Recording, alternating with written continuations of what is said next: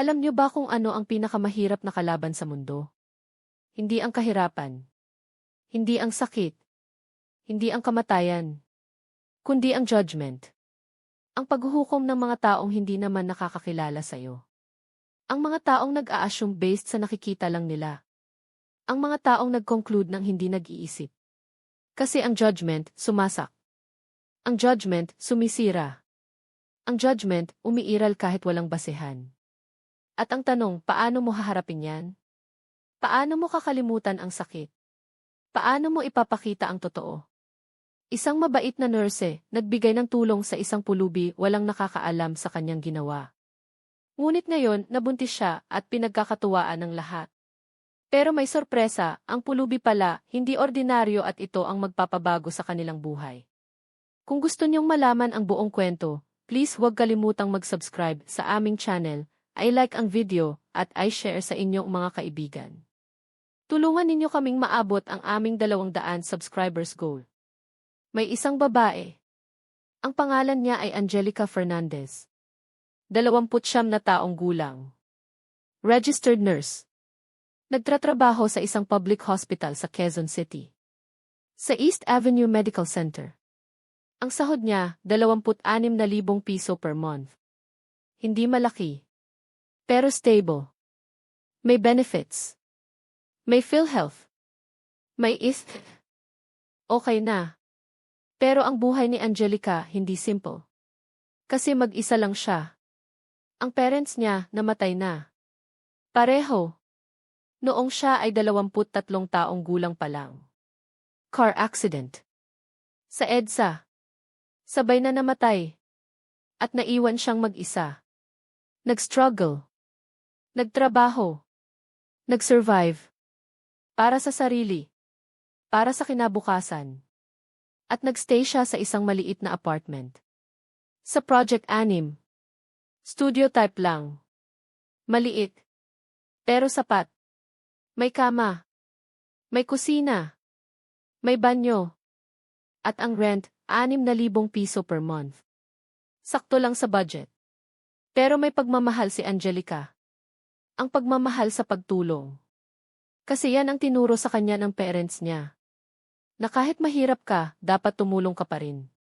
Kahit konti lang ang mayroon mo, dapat mag-share ka pa rin. Kasi yan ang tunay na kayamanan. Ang kabutihan. Ang kindness. At may isang lalaki. Ang pangalan niya, hindi niya alam. Pero ang tawag niya, Tito Ben, 63 taong gulang. Pulubi. Nakatira sa ilalim ng flyover. Sa Quezon Avenue. Natutulog sa karton. Namamalimos araw-araw. Para may pambili ng pagkain. Para mabuhay. Pero si Tito Ben may sakit. May tuberculosis. Umuubo ng may dugo. Hirap huminga. Nanghihina. Pero walang pera. Walang pambayad sa ospital. Kaya sa kalye lang. Naghihirap. Nagsisuffer. At nakita ni Angelica si Tito Ben isang gabi. Habang pauwi siya galing sa duty. Night shift. Nakita niya sa tabi ng kalsada. Nahihirapan. Umuubo. May dugo. At naawa siya. Sobra. Kasi tao yan. Buhay yan. At nangangailangan ng tulong. Kaya lumapit siya. Kuya, okay lang po ba kayo? Tanong niya. Tumingin si Tito Ben na mumutla. Nanginginig. Ate, masakit. Masakit ang dibdib ko. Hindi ako makahinga. At nag-check si Angelica. Gamit ang nurse training niya. Nag-take ng pulse. Nag-listen sa briefing. At na-realize niya. Serious. Kailangan ng ospital. Kailangan ng immediate treatment. Kaya tumawag siya ng taxi. Tinulungan si Tito Ben inisakay. At dinala sa ospital.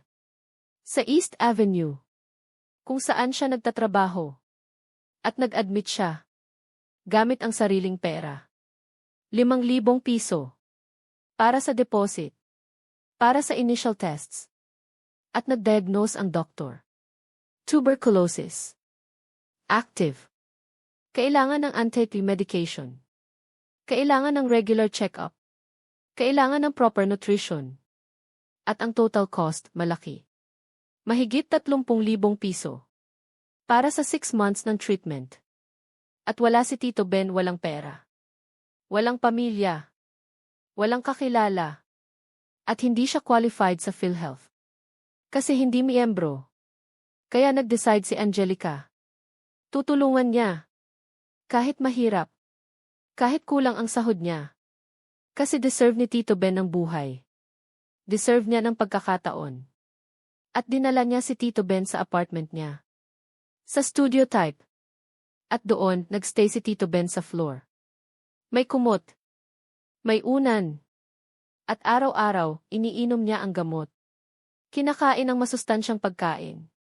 At unti-unti gumagaling. Pero nakita ng mga kapitbahay. Nakita ng mga kaibigan ni Angelica.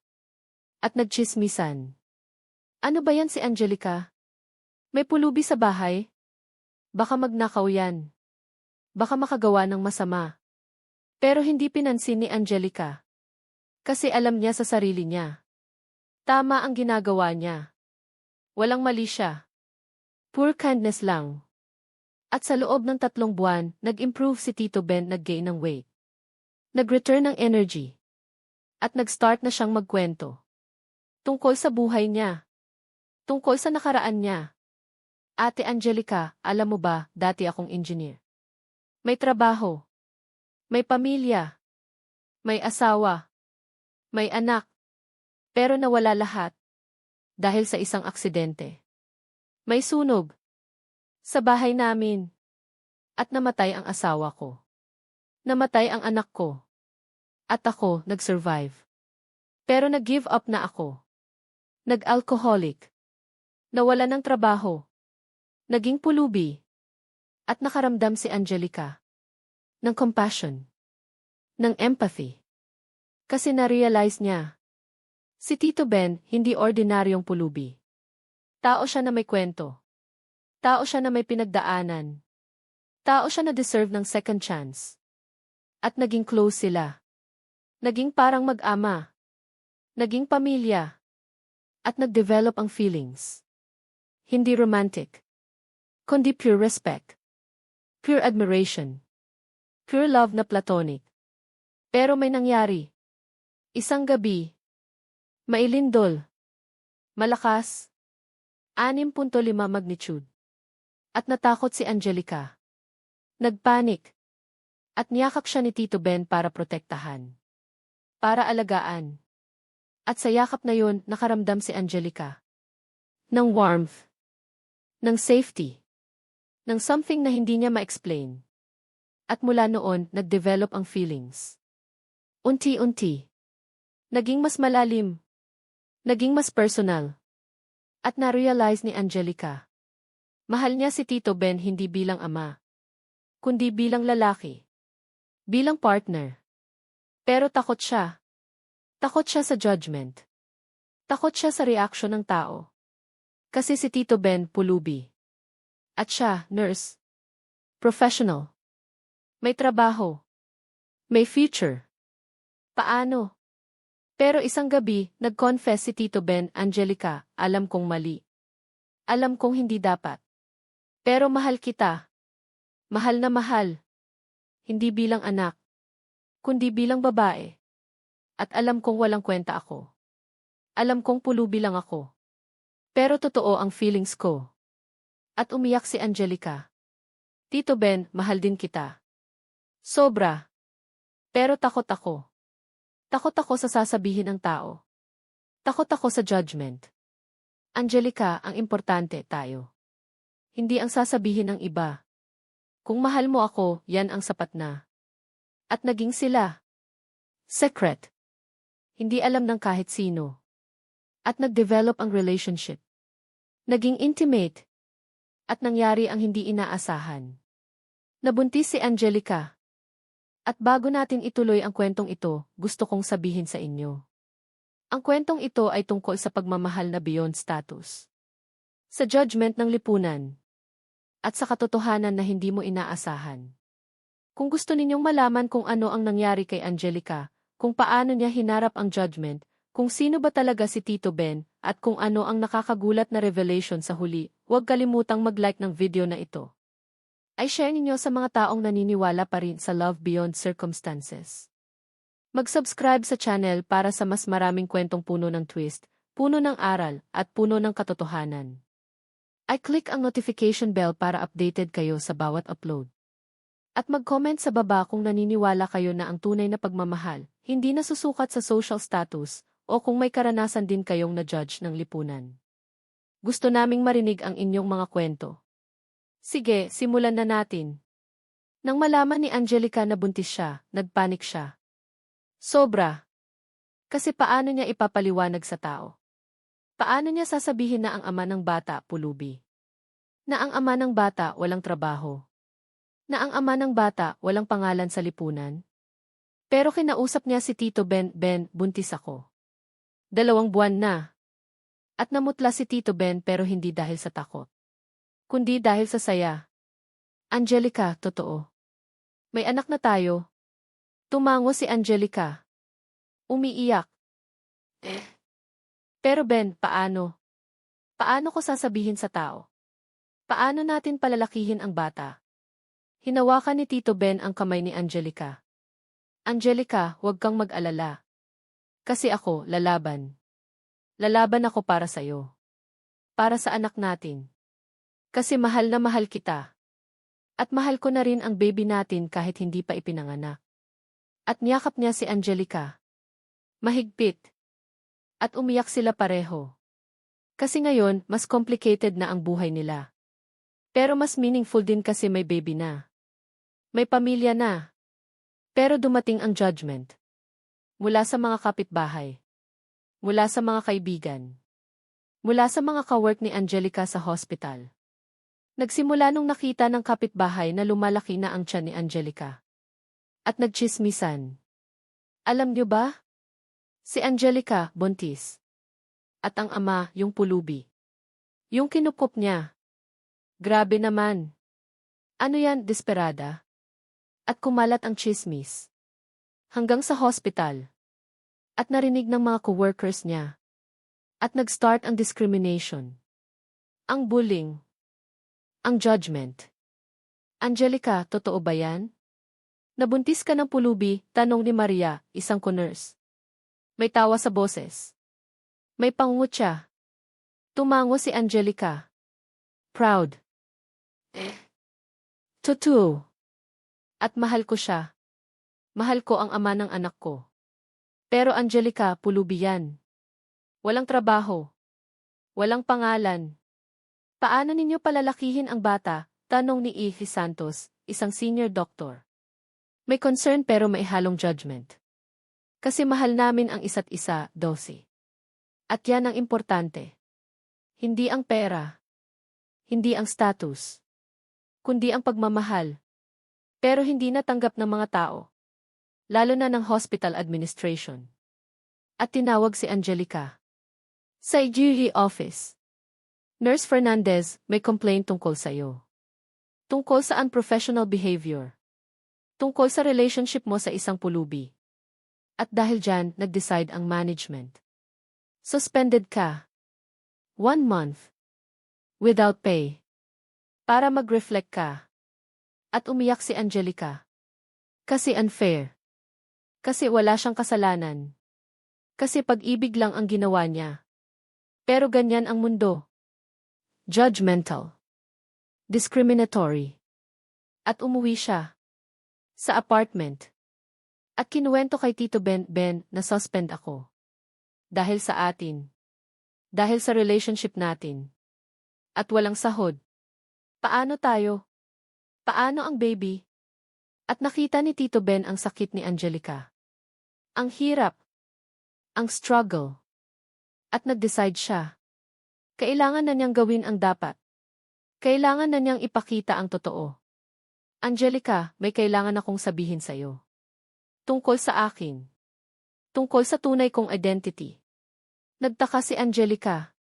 Ben, ano yun?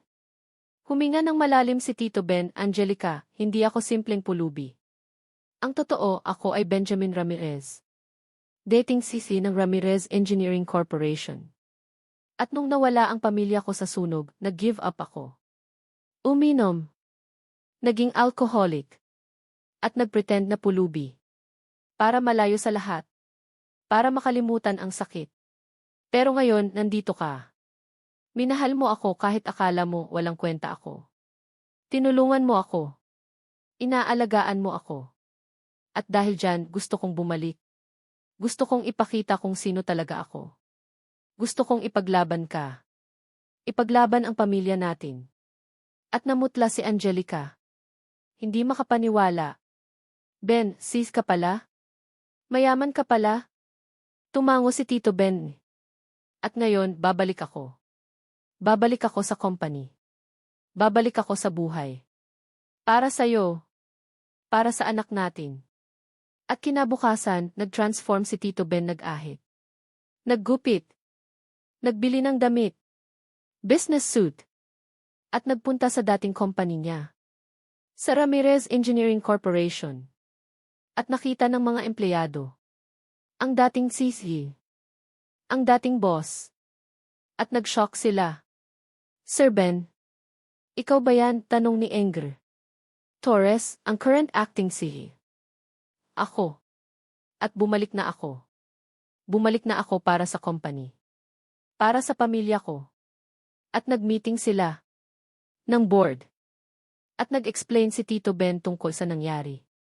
Tungkol sa pagkawala ng pamilya niya. Tungkol sa depression niya. At tungkol kay Angelica. Sa babae na nagligtas sa kanya. Sa babae na naging dahilan para bumalik siya. At naintindihan ng board. At nag-welcome back. At nag-return si Tito Ben bilang si. At nag-start ulit ang operations. At nag-boom ang business. Kasi bumalik ang leadership. Bumalik ang vision. At sa loob ng 3 buwan, nag-boom ang company. Nag-double ang revenue. Nag-expand ang projects. At naging successful ulit. Mas successful pa kaysa dati. At ngayon, handa na si Tito Ben, handa na siyang ipakita kay Angelica ang tunay niyang mundo. Kaya dinala niya si Angelica sa bahay niya. Sa Forbes Park. Mansion. Malaki. Maganda. At nakita ni Angelica. Ang totoo. Ang tunay na buhay ni Tito Ben. Ben, ito ang bahay mo. Ganito ka pala kayaman? Ngumiti si Tito Ben. Pero ang yaman na yan, walang saysay kung wala ka. Kasi ikaw ang tunay na yaman ko. Ikaw at ang baby natin. At niyakap niya si Angelica. At umiyak sila pareho. Sa saya. Sa relief. Sa realization na kahit ano pang judgment ng tao, okay lang. Kasi mahal nila ang isa't isa. At nag-propose si Tito Ben formal. May sing-sing.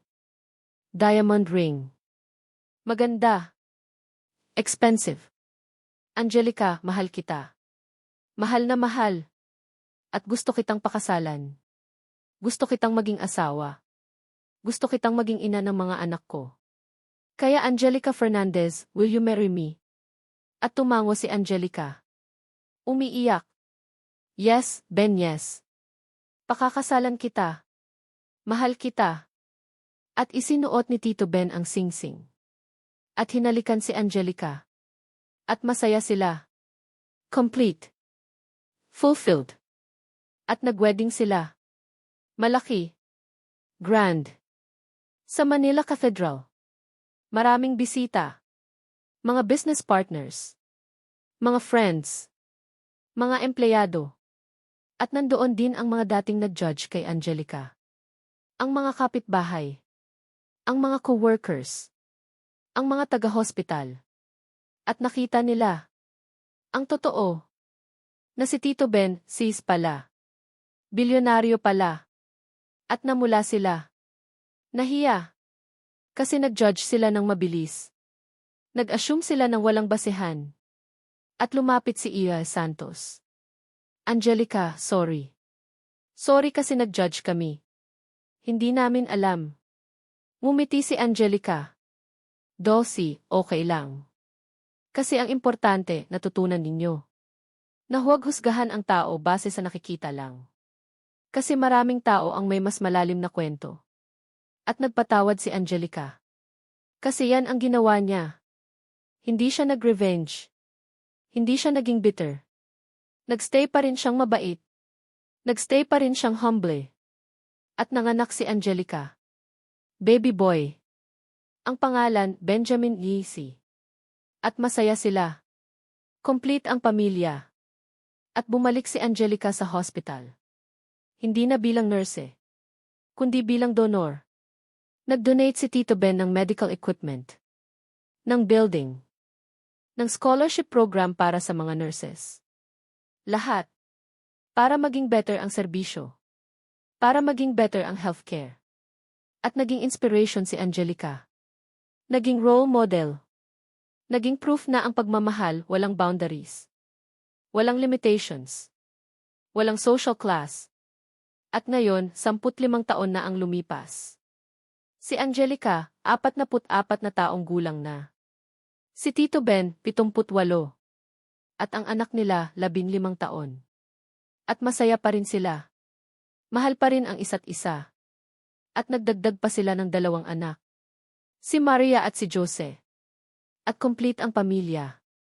At every year, bumabalik sila sa Project 6. Sa dating apartment ni Angelica. Kung saan nagsimula ang lahat. At nag-feeding program. Nag-donate ng gamit sa mga pulubi. Nagbigay ng medical assistance. Lahat. Para maging reminder. Para hindi kalimutan kung saan nanggaling. Para hindi kalimutan ang blessings. At lagi nilang sinasabi sa mga anak nila.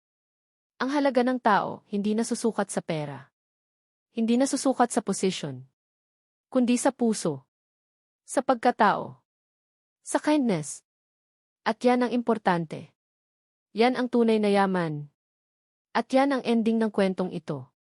Ang kwento ni Angelica at Tito Ben ang kwento ng nurse na nabuntis ng pulubi. Ng pulubi na si pala.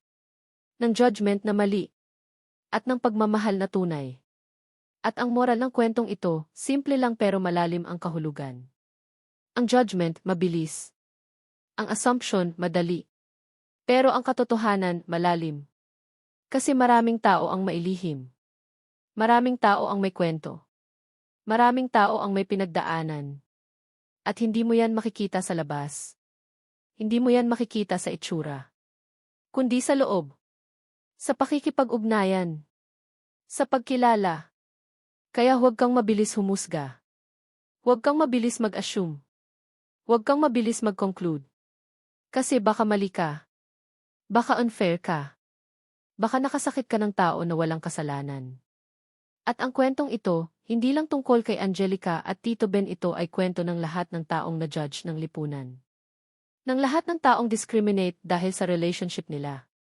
Ng lahat ng taong minamaliit dahil sa choices nila. Pero sa huli, nag-prove na tama sila. Nag-prove na ang pagmamahal nila totoo. Nag-prove na deserve nila ng respect. Kasi si Angelica, hindi nag-judge kay Tito Ben, hindi niya tiningan ang status. Hindi niya tiningan ang itsura. Tumingin siya sa puso. Tumingin siya sa pagkatao. At dahil dyan, nahanap niya ang tunay na pagmamahal. Nahanap niya ang partner niya. Nahanap niya ang pamilya niya. At si Tito Ben naman, kahit nasa worst point ng buhay niya, hindi pa rin siya sumuko. Kasi dumating si Angelica. Nag-inspire. Nag-heal. Nag-give ng reason para bumalik. Para lumaban. Para maging better. At yan ang power ng pagmamahal. Nag-transform. Nag-heal. Nag-inspire. Hindi lang ng isa. Kundi ng 2. Ng marami. Kaya sa mga taong na-judge ngayon, sa mga taong discriminate dahil sa relationship ninyo, sa mga taong minamaliit dahil sa partner ninyo, huwag kayong susuko. Huwag kayong mawawalan ng faith. Kasi ang totoo, lalabas din ang katotohanan, makikita din. At sa tamang panahon, ma-prove din ninyo. Ma-prove din ninyo na tama kayo. Na deserve ninyo ng respect. Na valid ang pagmamahal ninyo. At sa mga taong nag-judge, sa mga taong nag-discriminate, sa mga taong nag-assume ng mabilis, sana, mag-reflect kayo. Sana, mag-isip kayo. Kasi ang judgment ninyo, sumasakit. Ang words ninyo umiiral. Ang actions ninyo may impact. At baka mali kayo. Baka unfair kayo. Baka nakasakit kayo ng innocent na tao. Kaya before you judge, isipin ninyo. Before you discriminate, intindihin ninyo. Before you assume, magtanong ninyo. Kasi ang bawat tao may kwento. Ang bawat tao may pinagdaanan. At deserve ng bawat tao ang benefit of the doubt. At sa mga taong tumutulong, sa mga taong nag-aalaga, kahit walang kapalit, sa mga taong nagmamahal ng totoo, salamat. Salamat sa kabutihan ninyo. Salamat sa kindness ninyo. Salamat sa pagmamahal ninyo. Kasi kayo ang dahilan kung bakit may pag-asa pa ang mundo. Kayo ang dahilan kung bakit sulit pa ang mabuhay. At huwag kayong magbago. Huwag kayong matakot sa judgment. Huwag kayong matakot sa discrimination. Kasi ang ginagawa ninyo tama. Ang nararamdaman ninyo valid. At sa tamang panahon, makikita din ng mundo. Makikita din nila ang totoo. Makikita din nila na deserve ninyo ng respect. At ang kwentong ito, proof nun. Proof na ang judgment, mali. Proof na ang discrimination, unfair. Proof na ang pagmamahal, mas malakas kaysa sa lahat. Mas malakas kaysa sa status. Mas malakas kaysa sa pera. Mas malakas kaysa sa opinyon ng tao. Kasi ang pagmamahal, totoo. Ang pagmamahal, pure. Ang pagmamahal, walang halong judgment. Walang halong discrimination. Walang halong assumption. At yan ang dapat nating tandaan. Yan ang dapat nating isabuhay. Yan ang dapat nating ipakita sa mundo. Na ang tao hindi nasusukat sa labas, kundi sa loob. Na ang relationship hindi nasusukat sa opinyon ng iba, kundi sa feelings ng dalawa. Na ang pamilya hindi nasusukat sa approval ng lipunan, kundi sa pagmamahal ng miyembro. At yan ang tunay na importante. Yan ang tunay na valuable. Yan ang tunay na meaningful. Salamat sa pakikinig. Salamat sa panonood. Salamat sa suporta ninyo. At sana, na-inspire kayo ng kwentong ito. Sana, naalala ninyo na huwag husgahan ang tao ng mabilis. Sana, naalala ninyo na ang bawat tao may kwento. Huwag kalimutang mag-like ng video na ito. Ay share ninyo sa mga taong na-judge ng lipunan dahil sa relationship nila. Sa mga taong discriminate dahil sa choices nila. Sa mga taong naniniwala pa rin sa pagmamahal beyond social status. Mag-subscribe sa channel para sa mas maraming kwentong puno ng twist, puno ng aral, puno ng katotohanan, at puno ng pag-asa. I-click ang notification bell para updated kayo sa bawat upload. At mag-comment sa baba ng inyong thoughts, ng inyong experiences tungkol sa judgment, sa discrimination, o sa pagmamahal na beyond circumstances. Gusto naming marinig ang boses ninyo. Gusto naming malaman ang stories ninyo. Gusto naming maging parte ng journey ninyo. At remember, ang comment section, safe space yan. Safe space para mag-share. Para mag-encourage. Para mag-inspire. Kaya huwag kayong mag-hesitate. Share lang. Comment lang. Express lang. Kasi nandito kami. Nakikinig kami. Nag-care kami. At sa lahat ng nagmamahal ngayong araw na ito, sa lahat ng lumalaban sa judgment, sa lahat ng naghaharap ng discrimination, tandaan ninyo. Kaya ninyo yan. Malalagpasan ninyo yan. At sa huli, ma-prove ninyo. Ma-prove ninyo na tama kayo. Na deserve ninyo ng respect. Na valid ang pagmamahal ninyo. Kasi ang pagmamahal hindi kailanman mali. Ang pagmamahal hindi kailanman kasalanan. Ang pagmamahal hindi kailanman dapat ikahiya. Kasi ang pagmamahal, gift. Ang pagmamahal, blessing. Ang pagmamahal, miracle. At kung mayroon kayong pagmamahal na totoo, na sincere, na pure, ipaglaban ninyo. Huwag ninyong bitawan. Huwag ninyong pabayaan. Kasi hindi lahat nakakakuha ng opportunity na mahalin ang totoo. Hindi lahat nakakakuha ng partner na mag-aalaga ng totoo. Hindi lahat nakakakuha ng pamilya na magmamahal ng totoo. Kaya kung mayroon kayo, alagaan ninyo. Mahalin ninyo. Protektahan ninyo. Kasi yan ang tunay na yaman. Yan ang tunay na success. Yan ang tunay na fulfillment. Hanggang sa susunod na kwento. Ingat kayo palagi. Alagaan ninyo ang sarili ninyo. Alagaan ninyo ang health ninyo. Physical, mental, emotional, spiritual. Lahat. Kasi kayo ang pinakaimportante. Mahalin ninyo ang sarili ninyo. Kasi kung hindi kayo magmamahal sa sarili ninyo, paano kayo magmamahal ng iba? At huwag kayong magsettle sa judgment ng tao. Huwag kayong magsettle sa discrimination. Huwag kayong magsettle sa opinion ng iba. Kasi ang opinion na yan hindi nag-define sa inyo. Ang judgment na yan hindi nag-measure ng worth ninyo. Mahalin ninyo ang kapwa ninyo. Yung mga taong malapit sa inyo. Yung pamilya ninyo. Yung partner ninyo. Yung mga taong nag-support sa inyo. Show them na appreciated sila. Na valued sila. Na loved sila. Kasi ang expressions of love, kailangan. Hindi pwedeng assumed lang. At huwag kalimutang magtiwala sa proseso. Kasi ang buhay may plano. Ang Diyos may timing. At sa tamang panahon, ipapakita niya. Ipapakita niya kung bakit dumaan kayo sa judgment. Ipapakita niya kung ano ang purpose.